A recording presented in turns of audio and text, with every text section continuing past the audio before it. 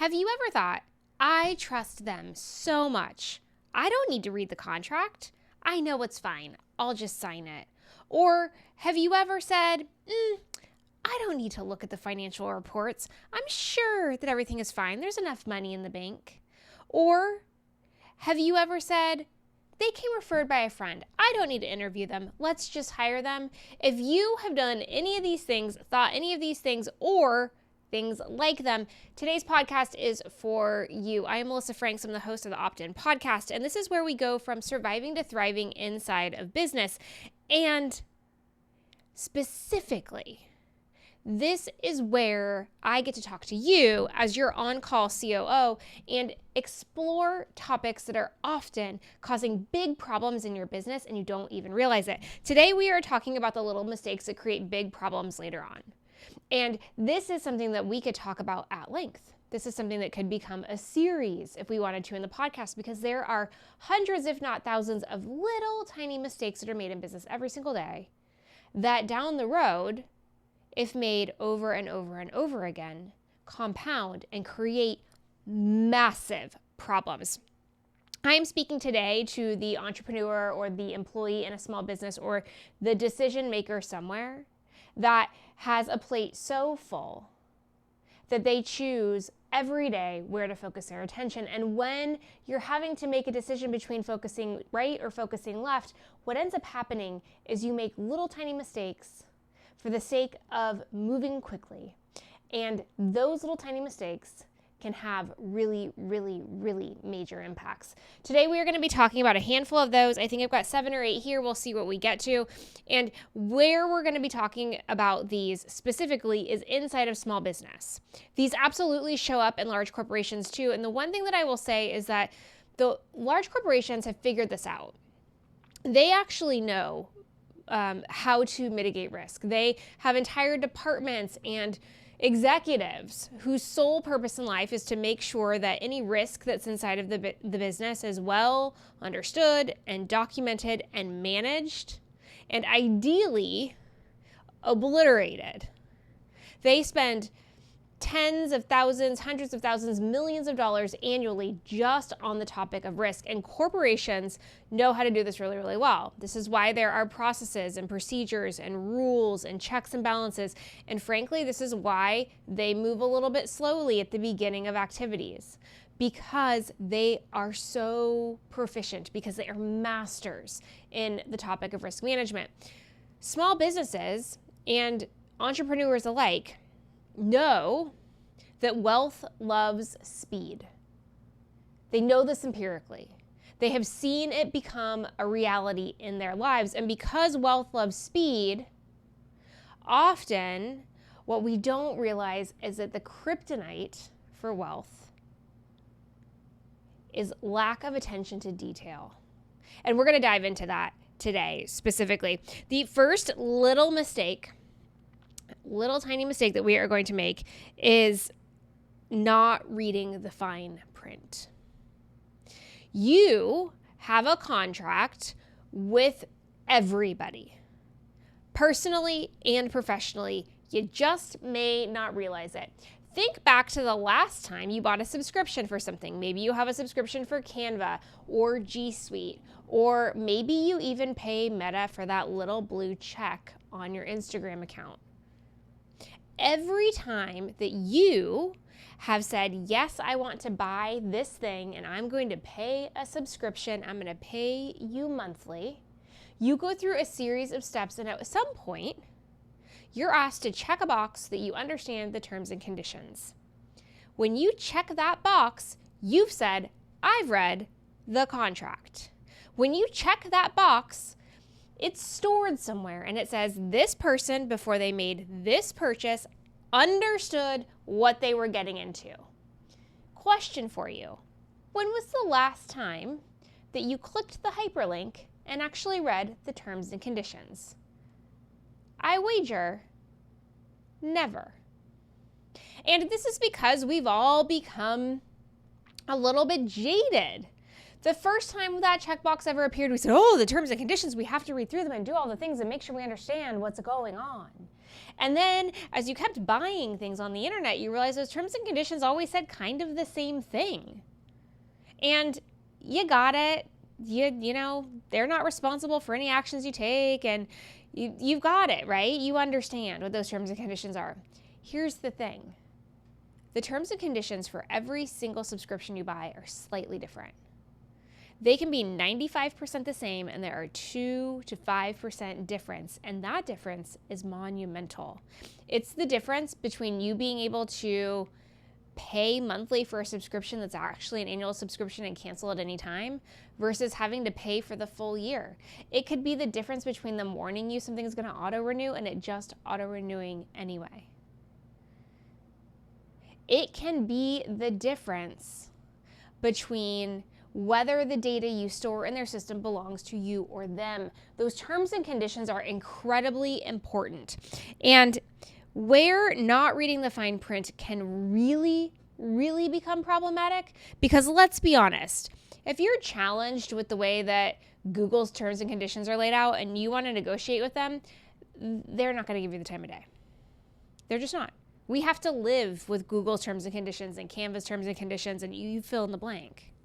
What we don't have to live with is the small companies that we contract with for services or the individuals that we contract as freelancers. In those cases, the terms and conditions, the fine print of the contract is incredibly important. And often it's looked over because you have a gap in understanding. Often it's looked over because you're like, arbitration is arbitration is arbitration, or mediation, whatever. Or, yeah, this looks about right. I think we're good. I trust them. It'll all shake out. If we have a problem later on, we'll talk about it like adults. And here's the reality. When you have a problem, the first thing that both sides go to is the contract in between you. And if you didn't read the fine print, if you ended up locked into an agreement that you materially disagree with, and you already signed it, the last hand has been dealt. You can't say, oopsie, I was kidding, and take it back.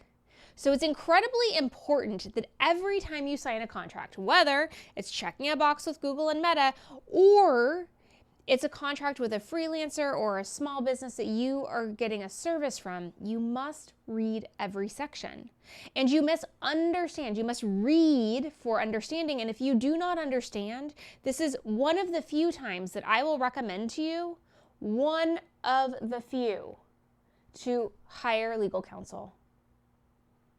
And have them explain to you, have them tell you what it means and why it's problematic. And so this is my best suggestion for you, specifically for ensuring that you understand the details of a contract and that you know what you're signing, is you ask a lawyer for some time. Maybe it's an hour, maybe it's 2, they're about $325 an hour. So for under $1,000, you ask them for some time and you say, I have this contract. Would you please make changes to it in a red line fashion? Basically what that means is they're going to go in and they're going to strike things out and they're going to put in what they think should be there instead. And then after they do that, you're going to say, and can you meet with me for 30 minutes and explain to me why you object to some things and you added others?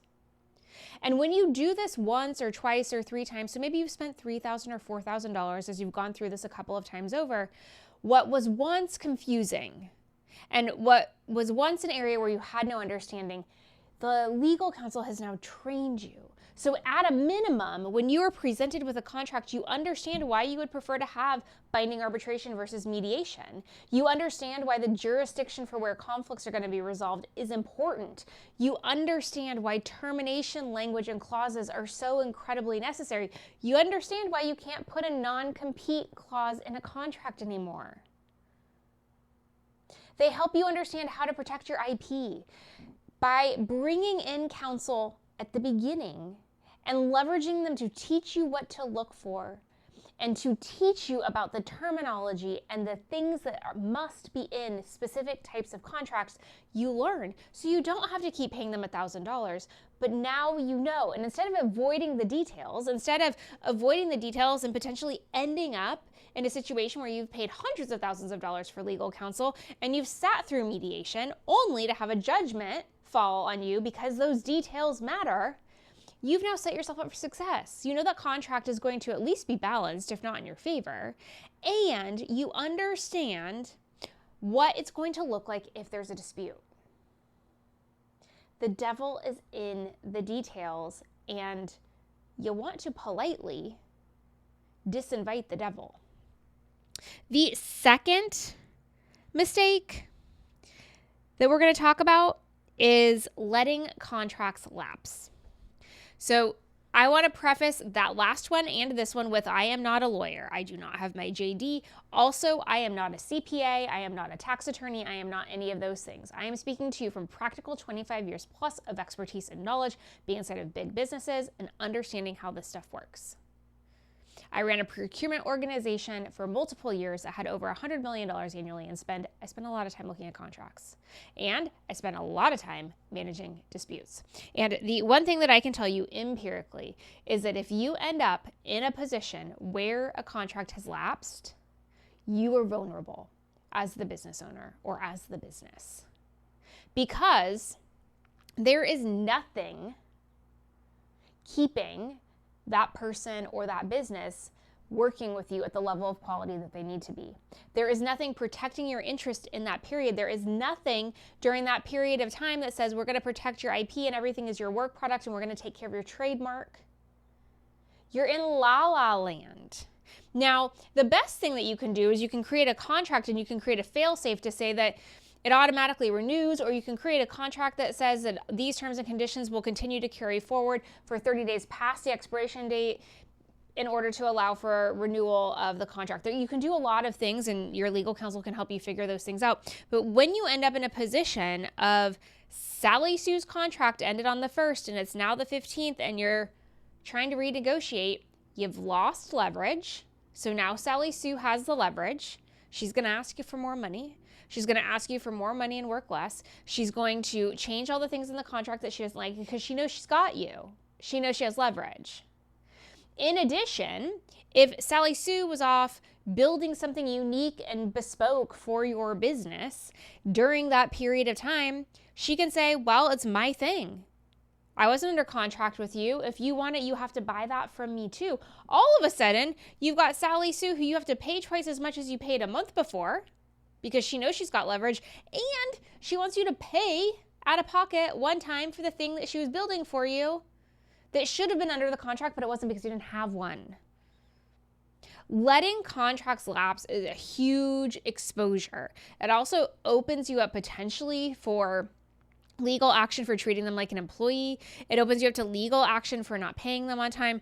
It opens you up to so many things. The very best thing that you can do for yourself is to create a calendar and understand when every single contract is going to expire and ensure that you start talking about it 60 days before, with the target of having the new contract or decision to separate ways happen 30 days before the contract ends. It takes about 30 days to ensure that they give everything to you that is work product, that they've given all of your equipment back, that they've transferred their knowledge to somebody else who's going to take over. You need that window of offboarding time if you're not going to renew the contract. And if you are going to renew the contract, you need to give yourself 60 days just to make sure you negotiate fairly and completely and you all understand what you're doing as you go forward. When a contract lapses, that offboarding becomes real fast and real quick and dirty. And you could think you have everything and then 2 years from now realize that that freelancer that's no longer with you was the one that had all of that creative content and you can't find it. And then you reach out to that freelancer, and if they respond to you, because they may not, they have no idea where it is. So all of that creative content that you paid for and you used and was so wonderful and whatever, it's gone. It's gone forever. Purely because you let the contract lapse and you did not do the right things in order to ensure offboarding was smooth. So mistake number 2 is letting contracts lapse. The third mistake, the third one, is not having contracts with your clients. This one I see a lot. I see this in almost every business because it is now very, very easy to send somebody a link and they pay you for something and then you're done. It's very, very easy for that to happen. And some of you out there sell training or coaching or business services, and you've given access to a webinar, or you've given access to a private podcast, or there's a variety of things out there. And even some software as a service companies in the early days, they will have a privacy statement that you check that box for, but there isn't a terms and conditions checkbox, which is the contract. And so you send the link and they pay you and they get set up on a subscription, and then all of a sudden 2 or 3 months goes by and their payment fails. That's weird. We'll try it again. We try it again. Their payment fails again. And then you contact them and they say, well, I'm good. I changed my mind. It's not what I thought that it was. I don't have time to do this. I did all the training and I don't need it anymore. They can say a variety of things to you. And you say, well, but you bought a year thing. And they'll say, well, I don't have a contract that says that. And they're right, because they don't have one. And now you are left holding an empty bank account. The best thing that you can do for yourself is to create a contract for anything that you sell. Now, you may be thinking, I don't sell services or training. What I sell is an actual product. I sell consumer packaged goods. I sell something, a physical product. So I don't have a contract. That seems silly to me if I'm selling a painting to have a contract. Well, here is what you do have. You have a receipt. You have a receipt. And that receipt communicates the return policy. And that, in and of itself, that exchange, I am buying this painting for $1,000, and we are giving you the painting and telling you the terms and conditions for which you bought it, aka the return policy. And there might be some other things. You might say that we're not responsible for damage during shipping. You might say a whole bunch of things, but that return policy is your contract. So if you were selling mugs on Etsy, or you were selling custom sweatshirts, or you are selling jewelry, or you are selling paintings, or I could go on forever. You must include acknowledgement of the return policy and then provide it in writing to them when they buy the thing from you. As somebody who wrote return policies for years from a multinational company that was worth billions and billions of dollars, the one thing that I can tell you empirically is that return policies stand up in the court of law. Many a time, somebody attempted to return something that had been worn or had bought a ton of product and then tried to resell it, or had bought a ton of product and then tried to return it a year later. I could go on and on and on. And every time that happened, we were able to pull out the return policy from the receipt from that exact date and time for the store that they purchased it in and say, this was our contract. You paid for those things and they became yours, and this was how we were going to govern the relationship going forward. We even went to court a few times over the terms and conditions, and every single time the judge found in our favor. Because we had the policy written, we communicated it, it was a part of the contract. You pay us, we give you your receipt, it has a return policy. You walked away with the goods. So whether you have a physical contract or you have a receipt, you must document the terms of the sale. Because if you don't document the terms of the sale, you can lose thousands, if not millions of dollars, and potentially bankrupt your business in a dispute situation. The next little mistake that can cause a huge problem is failure to get trademarks, patents, copyrights, etc. This is the unsexy part of business. Unsexy. Some people get super excited. They're like, I want that TM behind my logo. And some people are like, I don't understand what the big deal is. Whether you fall to the right or to the left, it doesn't matter. These are protections for your business. They're protections for your inventions. And with the prevalence and access of AI now, spoiler alert, AI has been around a really, really long time. It just wasn't accessible. Kind of like the internet was around for a really, really long time. And then all of a sudden, bam, everybody had it in their house. AI is kind of similar. Anyway, trademarks, copyrights, specifically copyrights, IP protections, all of these things, patents are going to be incredibly important as we continue to evolve from a technological footprint. And as much as it looks like an expense, so you have to hire a patent attorney, you have to buy a trademark attorney, you have to hire a trademark attorney, you have to figure stuff out, etc. It is significantly less expensive to do a trademark search and have a trademark attorney help you and then realize that you can't use the name of your business now than when your business blows up and it's a $100 million business and then the person that owns the trademark comes and sues you. That happens a lot. Or there is copyright infringement and you didn't realize it. The very best thing that you can do is protect your brand and your assets, whether they're digital or physical, your inventions. And it does cost money, and it does take lawyers, and it involves the government, and it is so, so slow. However, if you end up in an accidental situation where you were stepping on somebody else's toes because you didn't do this, you can completely lose your business, your personal wealth, your home. It doesn't just impact you from a professional standpoint. It can wreck your life, just as all those contract things can do. So the best thing that you can do for yourself is make sure that you have an IP attorney and you have a patent attorney and you have, if you need one, and you have a trademark attorney. And every time you're doing something new or different or whatever, you're like, hey, do I need to go get another trademark for this? What IP protections do I need to, IP is intellectual property. What IP protections do I need to consider? Should I get this copyrighted? And when they advise you to do it, do it. Nobody ever regretted being safer.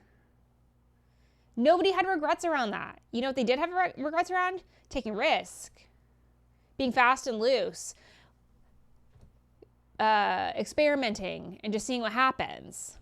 Because in the off chance that it becomes the next big thing, it can just be ripped off. Or you can accidentally step on somebody's toes. And how that ends up is that y'all end up in court for a really long time, spending hundreds of thousands of dollars, and it's not a given that you're going to win.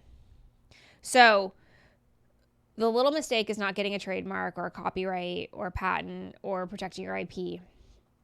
The big problem is you can lose your business and your house and everything. The next one that I want to talk about is not having a central place to store your documents. I know.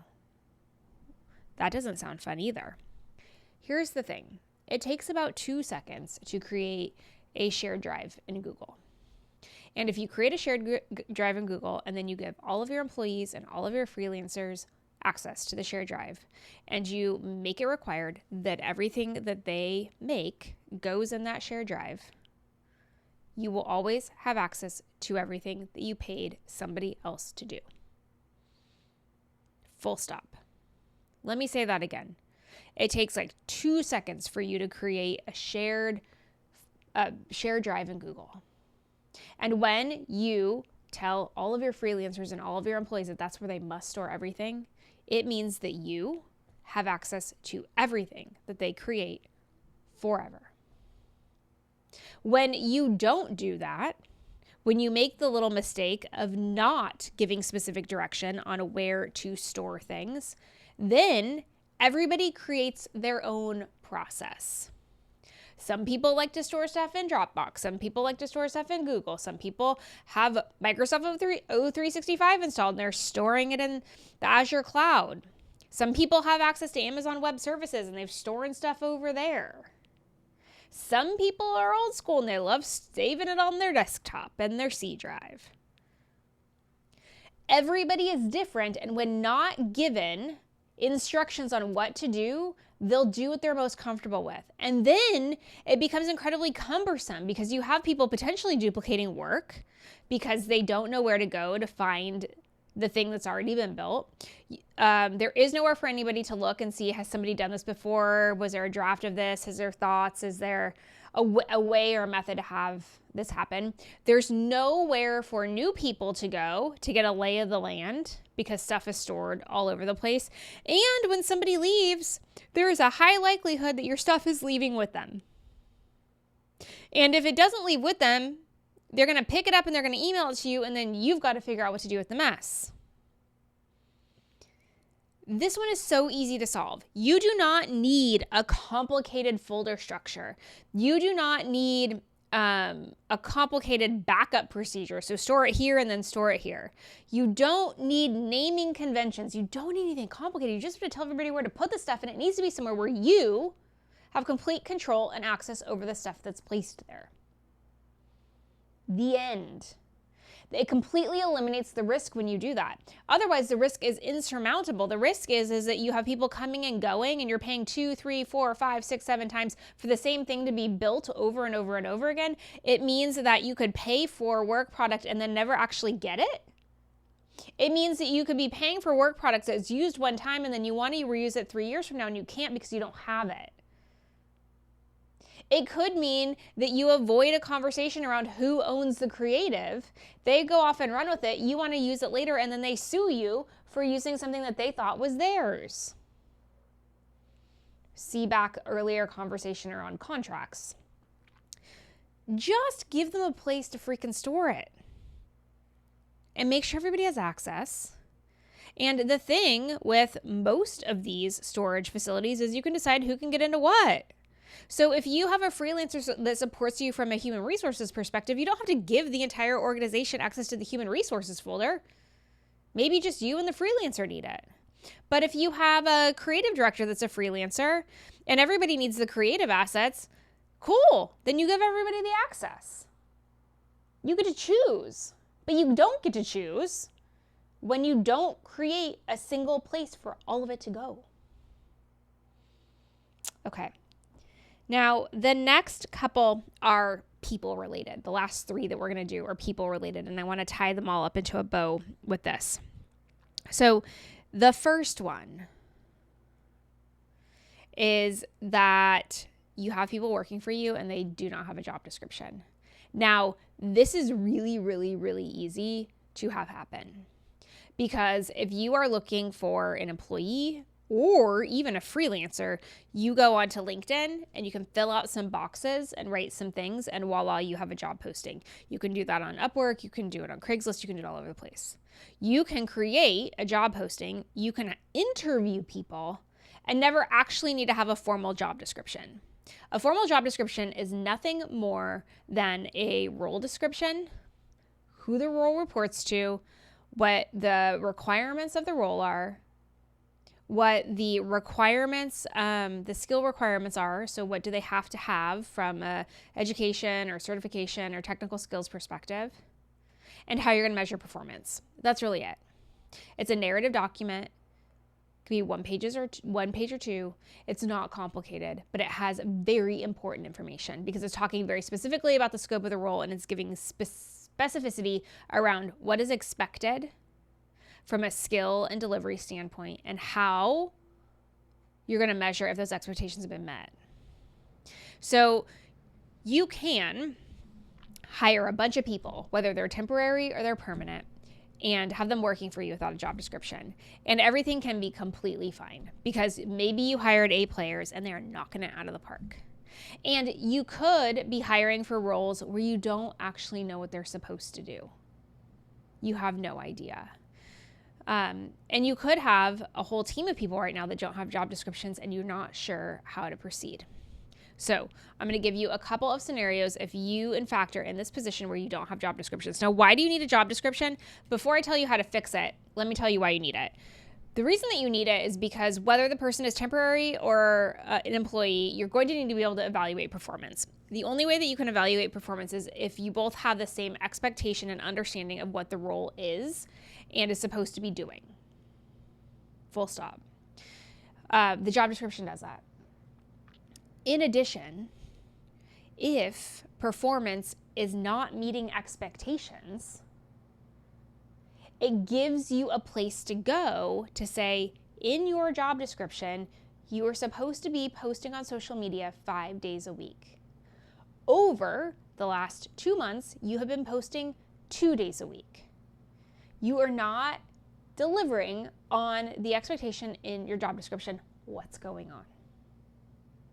It's very easy to have that conversation. And if you have to take corrective action and you have to say, listen, I'm giving you a final warning. And if you don't start fulfilling all of the pieces of your job description, we're going to have to separate ways. And then they don't fulfill, you're able to do it because you have a document that says this is what you're supposed to do. You have reality, which is what they are doing. And if they don't get along over a period of time and you've given them warnings and tried to help them out and done all the stuff, you get rid of them. And they can't sue you. They can try. They're not going to get very far. Now, in the exact same scenario, no job description, and you go, hey, you're only posting 2 days a week and you're supposed to be posting 5. And they're like, well, prove it. Where did I agree to do that? Now, you can still let them go, but it's going to be much more difficult, and it opens you up to risk in an employment perspective because they can come see you and they can say, hey, I was fired unfairly. You're saying I fired you for cause, and they're like, prove it. What cause? I don't have a job description. This is silly risk. It's easy to not write a job description. It's easy to say, I don't know what they're supposed to do, so I don't know what to write down. It's absolutely easy to say that too, and here is the way that you solve it. So when you are needing to hire for a position that maybe you've never had before, or you don't really know what they're supposed to do, you get like kind of the gist of the idea, but you don't really know, you use the interviews to find out. Let me say that again. You use the interviews to find out. You need to hire an ads manager, but you don't really know what an ads manager does. Great. You get 10 or 15 candidates and say, you tell me what the definition of that job is. What are the core responsibilities? What skills do you need to have? What sort of education do you need to have? You have them tell you. You have 10 or 15 people all answering those same questions about the composition of the job. And before you know it, you're going to find out, oh, a really good senior ads manager has been doing this for 10 years. A senior ads manager has experience managing ad accounts upwards of $50,000 a month. And you'll know, oh, it's that you build creative and you do reporting and you right? You start to get all of this detail, and all of a sudden, before you know it, your notes and their responses form a job description. Use the interview. See, the other thing too is that if you don't actually know what the person is supposed to be doing, what the role is for, as you start interviewing people that said, I'm an ads manager, and they start telling you what the job is, and you're like, oh, I actually need a marketing manager. Like, yeah, we need somebody to manage ads, but I actually need somebody that can do the strategy piece, that can tell me, like, we'll run the ad in order to get these leads, but like once we get the lead, then we need an email sequence, and then we need to do this, and then we need to follow them on Instagram, and then we need to DM them, and then like whatever marketing people do, because I'm not a marketing person, but all of a sudden you realize, I don't need an ads manager, I need a marketing manager. So then you pull the ads manager posting down, you thank everybody for their time, and you post a marketing manager, and then you do it all again. What are the core responsibilities of this job? What skills do you need to have? How long should somebody be doing this for a business my size? And talk to 10 or 15 people, and all of a sudden you just say, I do need a marketing manager, and I need a marketing manager that's been working for 10 years, and I need a marketing manager that's managed accounts that are $1 million a month or more. Like, all of a sudden you know all of these answers because they have given them to you, and then you get to write the job description. Now, if you have people working for you right now that don't have job descriptions, you're like, that's all fine and dandy, Melissa, but I can't undo what I did. Sure can. Sure freaking can. This is what you do. You say, hey, we don't have a formal job description written for you. can you take a pass at a first draft? And then they do. And then you look at it and then you say, okay, cool. And can we add these things and maybe take these things off? And can we adjust this and that and whatever? And you negotiate until you have a job description. You're doing a little retroactive documentation for the role that you hired them in. But either way, you can still get the job description. And if they're coming at you and they're a marketing specialist and they're telling you that they should be a CMO, and that doesn't smell right, then you ask them to write a job description for a CMO and a marketing specialist. And you compare so that you can have the conversation around, well, this is what you said a CMO was doing. This is what you said a marketing specialist was. And I went out into the world and LinkedIn says this is what a marketing specialist does and this is what a CMO does. And so I think you're more marketing specialist than CMO. Have them do the legwork. Ultimately, you're in charge. So you get to reject or accept what they're doing, but have them do the legwork. It is not impossible to have job descriptions written for people that work for you right now. You just have to do a little bit of work, you have to swallow your pride a little bit, and you have to be willing to protect yourself and your business by having them. The last thing I'm going to say about job descriptions is you need to update them annually. You need to look at them once a year. You just do.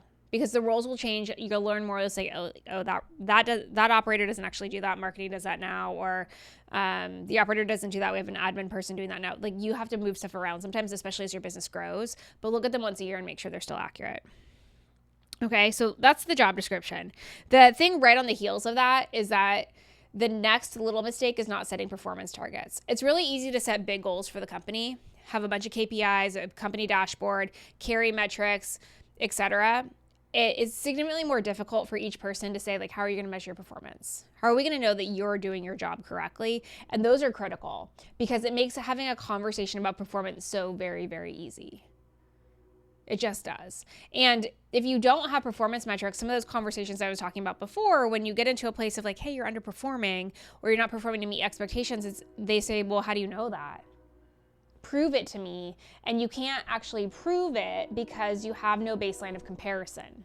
So when you write the job description, one of the things that you talk about in words, not calculations, in words is how you're going to measure performance. And then when they get in the door, then you say, okay, so this is how we're going to measure your performance. So what specific key performance indicators, metrics, data can we use to ensure that we can measure your performance accurately? Just remember that it's going to be a combination of setting goals that are time-based and they're specific and they're measurable with actual data-driven KPIs that you can combine so that you can determine if the performance is adequate or not. When you don't set performance metrics, it gets incredibly difficult to be able to provide feedback, and it gets incredibly difficult to release somebody that's underperforming because it's just your word against theirs. So the best thing that you can do is not only define performance metrics at the company level, do them at the individual level. And bonus points is when they all roll up together, because then you get to see the whole picture of the business through the lens of the people that are bringing in the results. I'll probably do a YouTube video on that because I know it's a little bit complicated, but it's incredibly critical that they all work together. Everybody should understand very specifically how they are helping the business be successful. Every single person should be able to answer the question, how are you making money for the business? Every single person.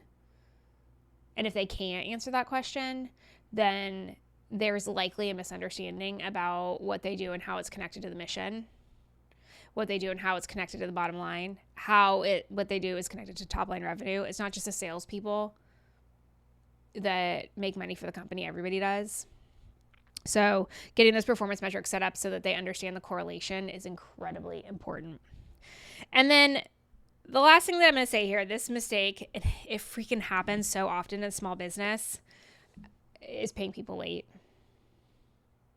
It's payday was supposed to be the 1st and the 15th, and you're paying them on the 5th and the 20th. And it's never consistent. And sometimes it is the 1st and 15th, and sometimes it's not. Sometimes they get 2 paychecks, sometimes they get 1. It's paying freelancers late. It's paying your credit card bills late. Here's the thing is anytime that you pay somebody or a business late, it costs your company money. That is just a ridiculous spend. If you are paying your credit card bills late every month and you're getting charged a $30 late fee, you're spending $360 a year per credit card. for no reason except laziness. And then you have interest on top of that. So you could be spending thousands of dollars a year on fees that could be completely avoidable. The same is true in very robust contracts with service providers. There's generally speaking language around late payment, and it's usually pretty steep. Some of them, it's a day-by-day compounding interest charge. Some of them, it's a percentage of the total overall bill, but it's just easy to avoid. Paying people late does two things. It says that you lack credibility. It says that you do not care about the work product that they're delivering. It says you do not take seriously the relationship that you have, and it erodes trust. And it is the worst thing that you can do in a business. If you literally do not have the funds to pay somebody, or you're waiting for a big deal to close or whatever, the best thing that you can do is be forthright about it. The best thing that you can do as soon as you know there's going to be a problem is you go to somebody and say, hey, you know what, payroll is going to be late this month because we have a big deal closing and I'm waiting for the cash. Small businesses are cash strapped often, and that is completely okay. Your employees and the people that work for you and the businesses that you're contracted with have to know. Often you can avoid late fees just by being open and honest. And you also really need to go read those contracts, because if you know that your cash on hand varies dramatically, you're going to want to make sure that there isn't a single contract that you sign that has a late fee penalty. One of the biggest problems in the business over time is paying fees and unnecessary interest. Whether you are a 6-figure business or you are an 8- and 9-figure business, fees are really, really problematic, and they're the fastest way to save money. They're the fastest way to increase your profit margin. And in some cases, they're the difference between staying viable and not staying viable. So pay attention to who you're paying, how you're paying them, and that you're paying everything on time. And if somebody else is processing your payments for you, you need to double check their work. All right, so those are just a handful of little mistakes that can cause really big problems in your business. Each one of these is going to become its own mini YouTube video over the coming weeks, where I'm going to dive deep into this, and I'm going to give you very specific tips or instructions on what to do and how to do it to mitigate the risk. We're going to say, here's the little mistake, here's what you do about it, and then you'll be able to know in under 5 minutes or less for each one of these exactly how to take action if you're making that little mistake right now. I hope this was helpful to you. If you know anybody that suffers from making one or more of these mistakes, share the podcast. Watch the YouTube video wherever it is that you are following. Thank you so much. Please rate, review, and subscribe. It is how this thing grows. And until next time, please know that you are wise, you are strong, and you are capable. And I believe in you.